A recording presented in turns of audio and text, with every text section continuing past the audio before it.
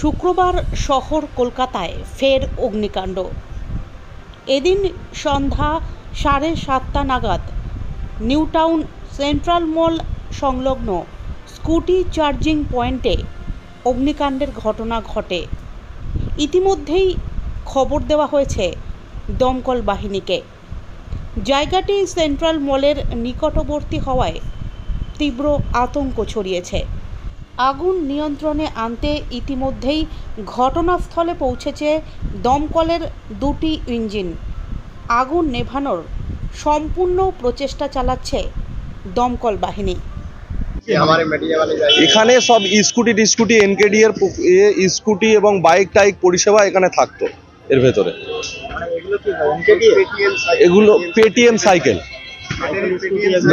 ব্যাটারির scooty, Paytm cycle এখানে থাকতো।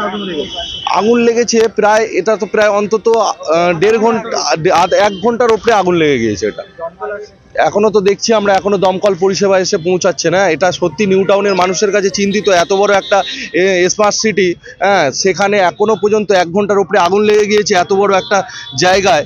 সেখানে কিন্তু এখনো পর্যন্ত দমকল 1 ঘন্টা হয়ে গেল এসে পৌঁছায়। রাস্তার উপরেই একদম পাশেই দমকল কেন্দ্র, এক্সিস মলের পাশেই আমাদের দমকল কেন্দ্র, কিন্তু এখনো পর্যন্ত পৌঁছায়নি। অনাদি মণ্ডল।